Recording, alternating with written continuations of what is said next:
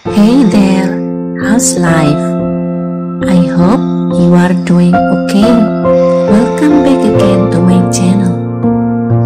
In chapter 3 for grade 8 semester 1, we are going to deal with obligation, prohibition, and suggestion. Di unit 3 untuk kelas 8 semester 1 ini, kita akan membahas materi tentang kewajiban, larangan, dan saran. Please check it out. Right then, these are the objectives of the learning. Berikut ini adalah tujuan pembelajaran. 1. To state rules and obligation, untuk menyatakan aturan dan kewajiban.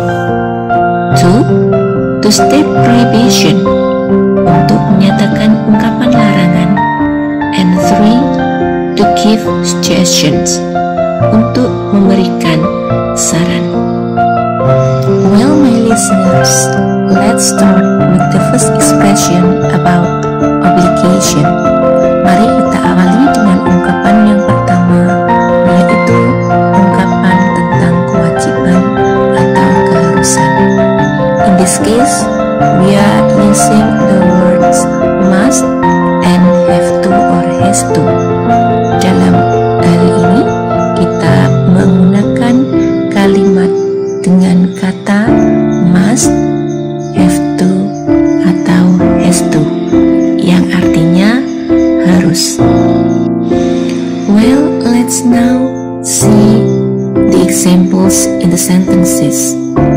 Mari kita lihat contoh penggunaan dalam kalimat dengan menggunakan kata must.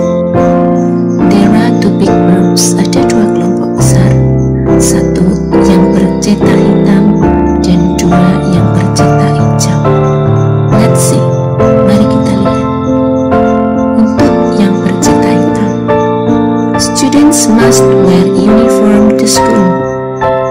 Murid-murid harus memakai seragam ke sekolah. Students must join the class on time. Murid-murid harus mengikuti pelajaran tepat waktu. Students must wear mask to school. Selama pandemi ini, selama masa PTMT, murid-murid harus memakai masker ke sekolah. Students must keep the distance at school. Lagi pula, murid-murid juga harus menjaga jarak saat di sekolah.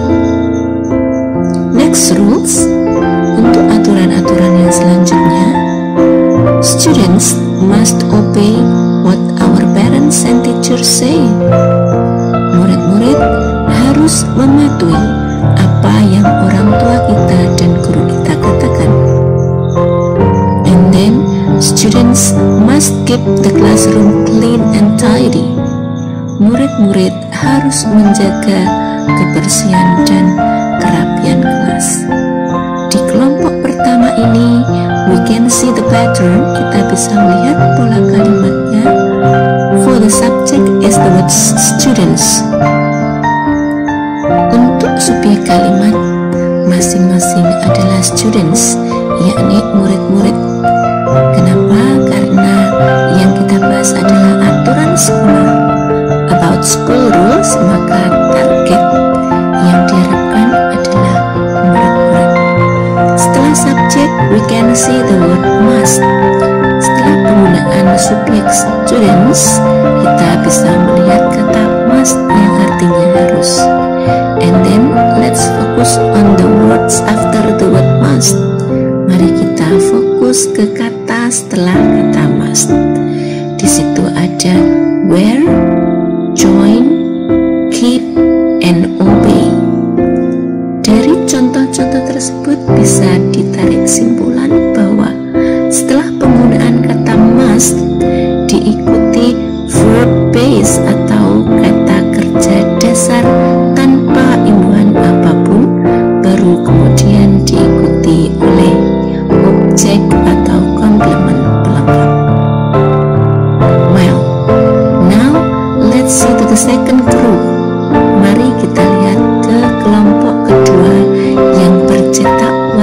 jauh. There are two examples, ada dua contoh. First, students must be on time to school. Murid-murid harus tepat waktu saat ke sekolah.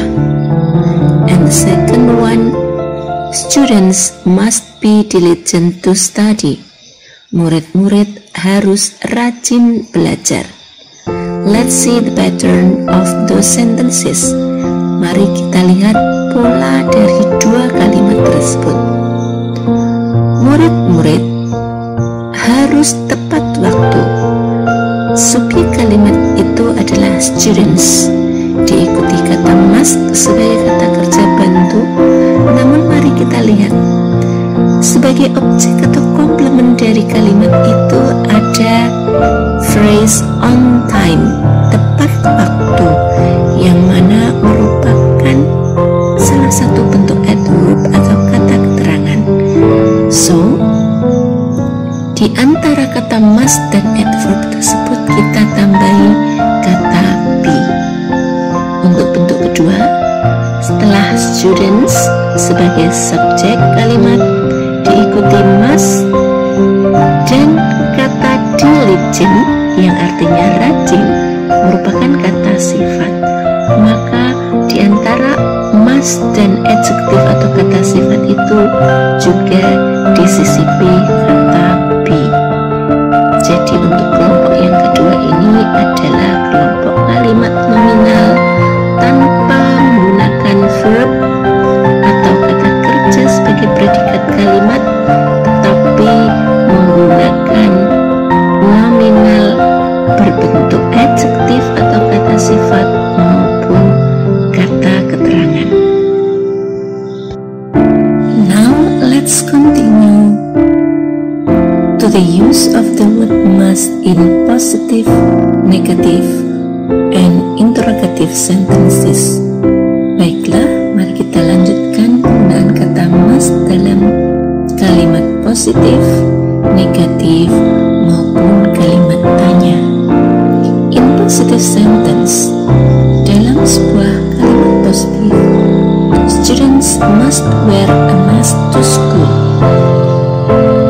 Murid-murid harus mengenakan masker ke sekolah. Di sini kita bisa lihat setelah subjek students ada kata must diikuti verb one atau kata kerja dasar. Selanjutnya baru diikuti objek atau komplement pelengkap dalam sebuah kalimat. Now let's see the negative sentence. Mari kita lihat kalimat negatifnya.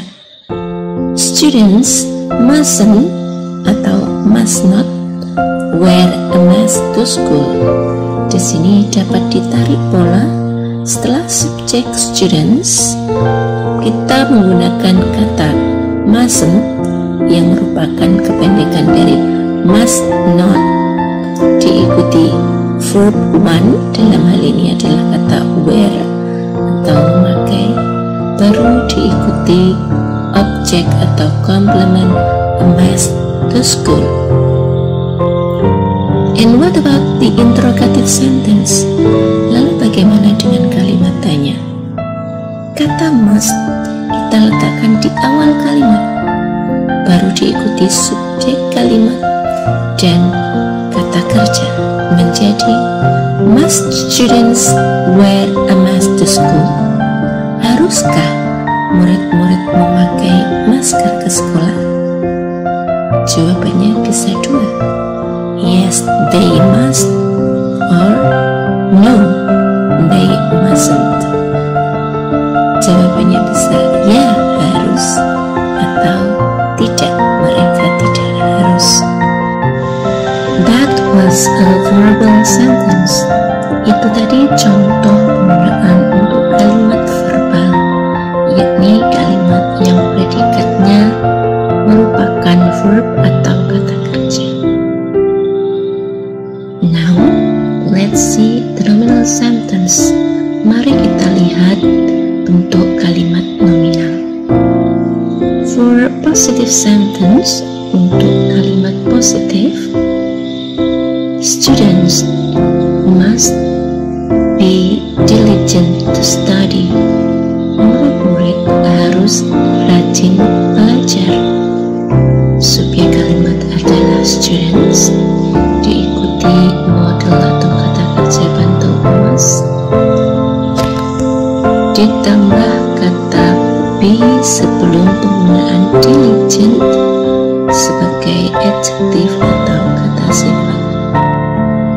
Lalu bagaimana untuk negative sentence? For the negative sentence, untuk kalimat negatif, students must not be diligent to study, atau we can say students mustn't be diligent to study. Setelah subjek students, kita menggunakan must not atau disingkat mustn't, ditambah kata be sebelum penggunaan diligent sebagai adjektif atau kata sifat. And then what about the interrogative sentence? Lalu bagaimana dengan kalimat tanya? Sama seperti kalimat verbal, the word must, kata must kita letakkan di paling awal kalimat. Must students be diligent to study? Haruskah murid-murid rajin belajar?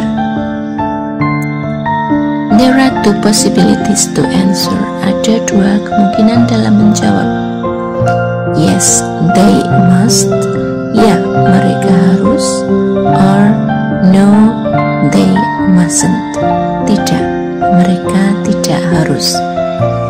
Ini adalah contoh penggunaan dalam kalimat nominal dengan menggunakan kata must atau harus dalam kaitannya dengan ungkapan obligation atau kewajiban, dalam hal ini dengan tema school rules, aturan sekolah. Selain menggunakan kata must pada saat membahas school rules atau aturan sekolah yang mana merupakan kewajiban, we can use the word or the phrase has to and have to. Kita bisa menggunakan frase has to atau have to.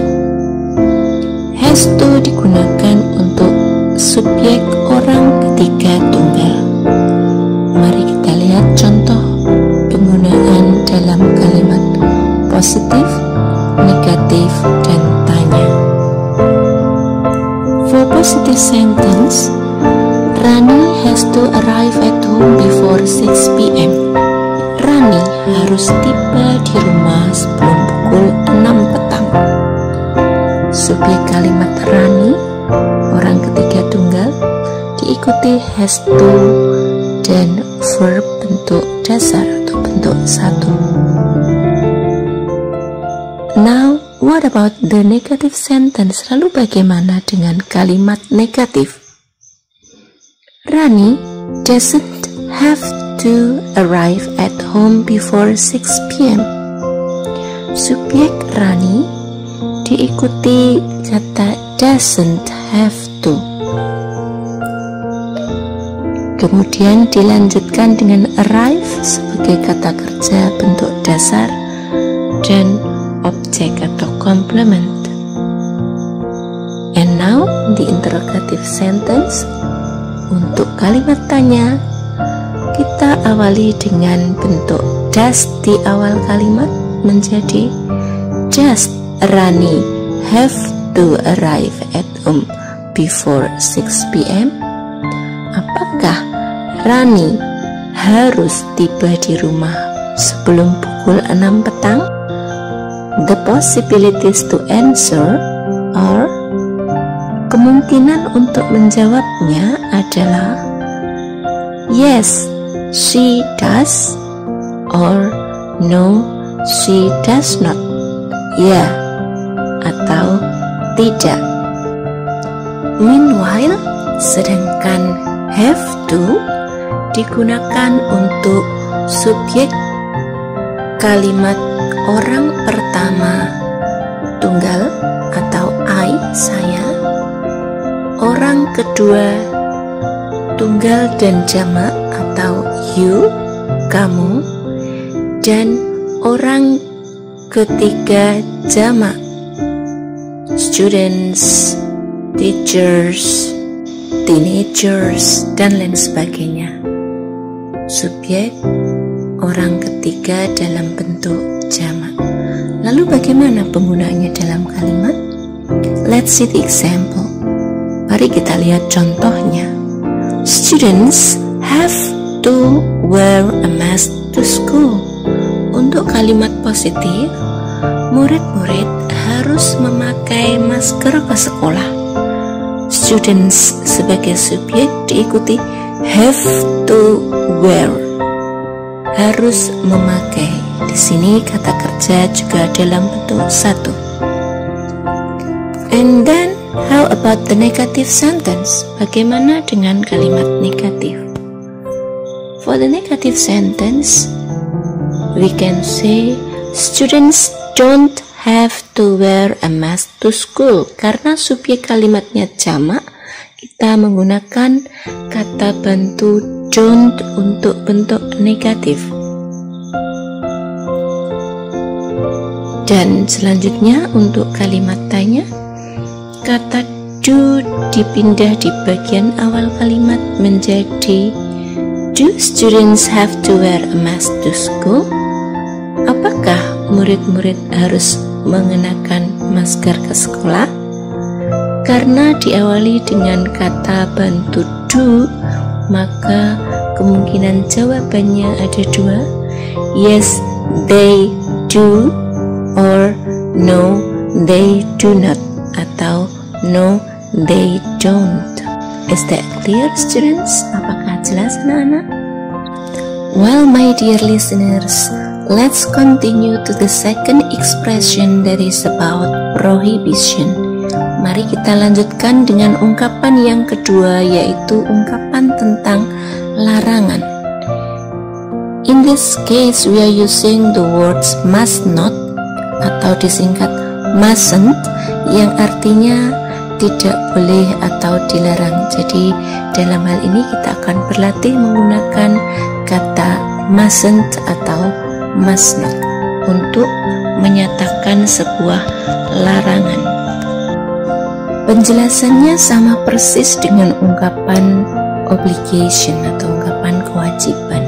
Ada dua kelompok, yakni kelompok kalimat verbal dan kelompok kalimat nominal. Bedanya, untuk obligation atau ungkapan kewajiban dan keharusan kita menggunakan kata must, sedangkan untuk ungkapan larangan atau prohibition di sini kita menggunakan mustn't atau must not. Untuk kelompok kalimat verbal, pola kalimatnya adalah subjek diikuti model mustn't, kata kerja dasar atau kata kerja bentuk satu diikuti objek atau komplement pelengkap kalimat. Contoh, students mustn't wear sandals to school. Murid-murid dilarang memakai sandal saat ke sekolah. Students mustn't smoke at school. Murid-murid dilarang merokok saat di sekolah. 3. Students mustn't litter. Murid-murid dilarang buang sampah sembarangan. And 4th, students mustn't come to school late. Murid-murid dilarang datang ke sekolah terlambat. Itu tadi contoh-contoh dalam bentuk verbal, yakni kalimat yang menggunakan verb atau kata kerja sebagai predikatnya. Now what about the nominal sentence? Bagaimana dengan bentuk nominalnya? Sama persis dengan penjelasan di ungkapan obligation. Setelah mustn't kita sisipkan kata be sebelum penggunaan adjektif atau adverb. Contoh, untuk kalimat nominal, students mustn't be late to school. Murid-murid tidak boleh terlambat ke sekolah. Terlambat, kata late merupakan jenis adjektif atau kata sifat. 2.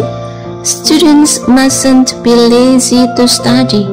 Murid-murid tidak boleh malas belajar.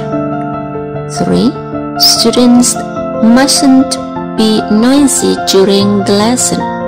Murid-murid dilarang gaduh, dilarang ramai saat pelajaran. Next, students mustn't be disobedient to the teachers.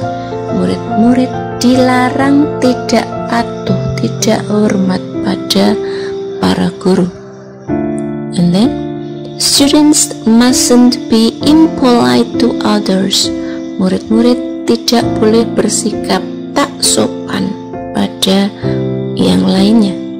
And the last example dan contoh terakhir dalam bentuk nominal ini, students mustn't be disrespectful to teachers.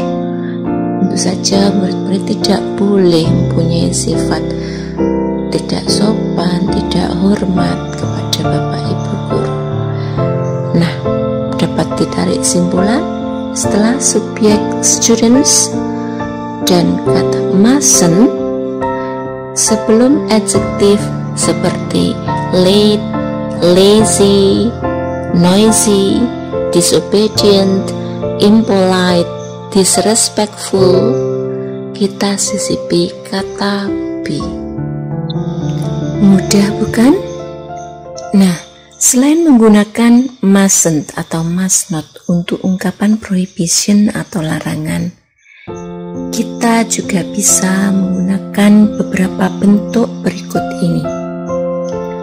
Bentuk yang pertama, kita menggunakan pola don't diikuti verb base atau kata kerja dasar. Let's say, sebut saja contohnya. 1. Don't cry, jangan menangis. 2. Don't come late, jangan datang terlambat. 3. Don't underestimate others, jangan merendahkan, jangan meremehkan orang lain. Setelah kata don't di sini, kita lihat diikuti 1 kata cry, 2 kata come, dan 3 kata underestimate. Ketiga-tiganya dalam bentuk verb base atau kata kerja bentuk dasar, kata kerja bentuk 1. Come on, kalian juga bisa berlatih mandiri untuk membuat kalimat dengan bentuk ini. Bentuk larangan selanjutnya adalah bentuk nominal dengan menggunakan pola don't be diikuti oleh adjektif atau kata sifat. Contoh 1. Don't be lazy, jangan malas. 2. Don't be arrogant, jangan sombong atau jangan takabur. 3. Don't be careless, jangan ceroboh atau jangan gegabah.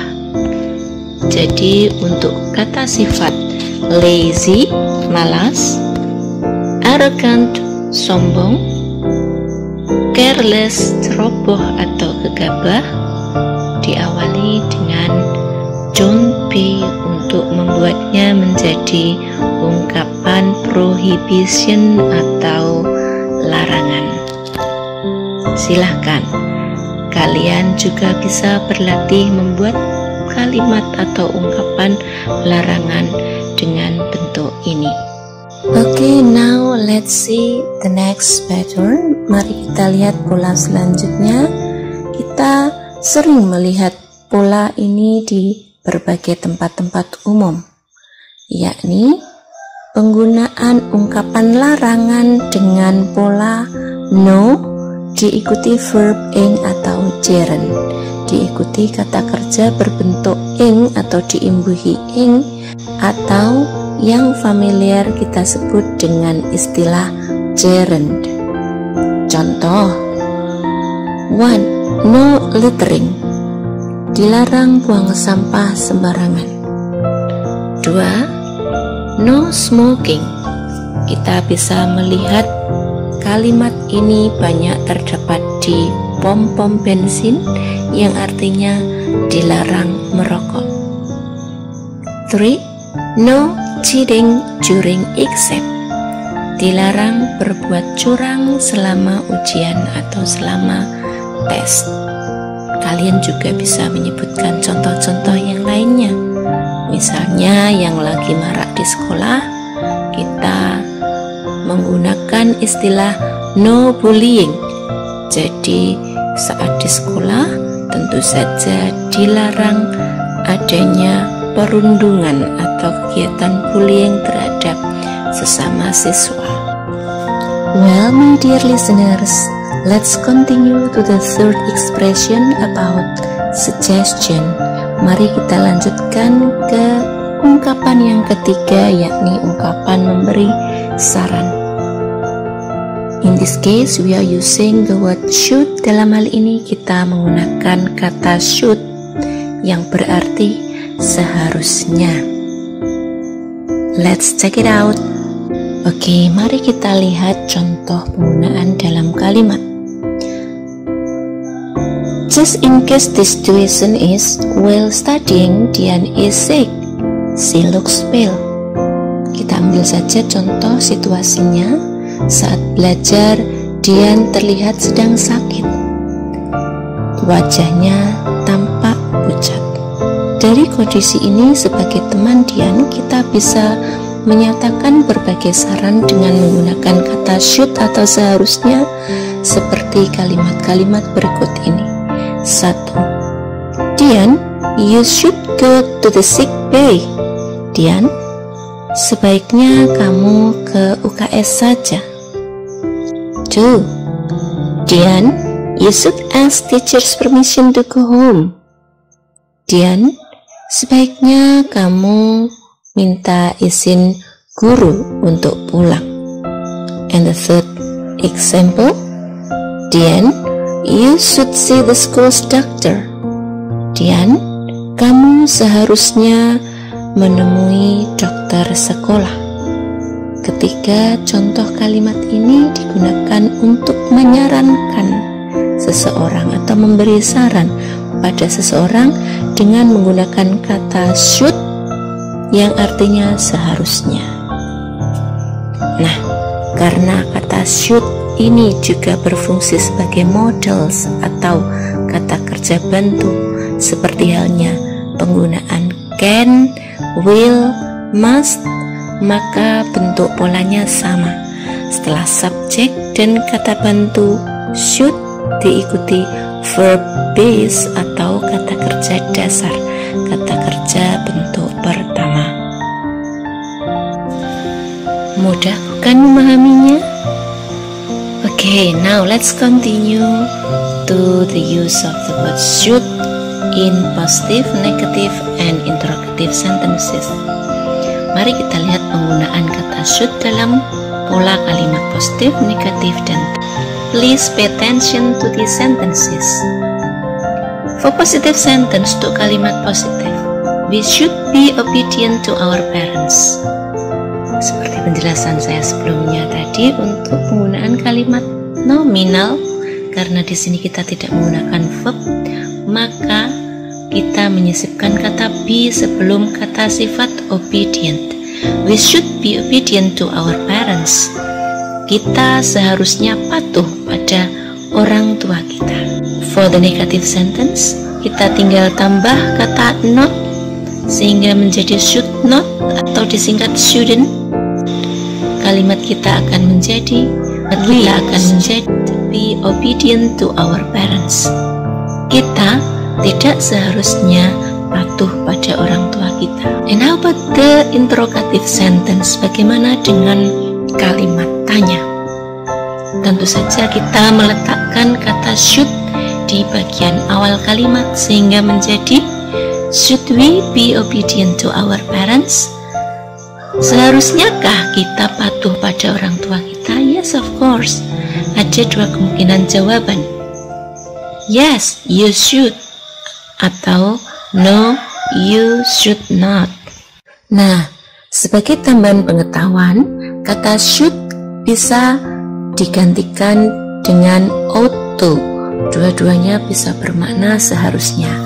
Maka kalimat you should see the doctor bisa kita gantikan dengan you ought to see the doctor. You should be obedient to your parents bisa digantikan dengan you ought to be obedient to your parents. Dan kalimat you should bring your raincoat bisa digantikan dengan you ought to bring your raincoat. Kamu seharusnya membawa jas hujan. Sampai di sini bisa dipahami anak-anak? Well, those are my explanations about the materials in chapter 3. Tadi adalah penjelasan-penjelasan saya tentang materi-materi di unit 3. Thanks for studying with me. Don't forget to be happy and healthy. Jangan lupa untuk tetap bahagia. Jangan lupa untuk terus menjaga kesehatan. I hope to see you later. Tentu saja saya akan berharap untuk bisa bertemu di kesempatan-kesempatan yang akan datang. One more important thing. Don't hesitate to share knowledge and kindness to others. Jangan pernah ragu untuk berbagi pengetahuan dan berbagi kebaikan pada orang lain. Well, that's all. Semoga apa yang saya sampaikan bermanfaat. Don't forget to like, subscribe, and share. Jangan lupa untuk like, subscribe, and share. Bye-bye.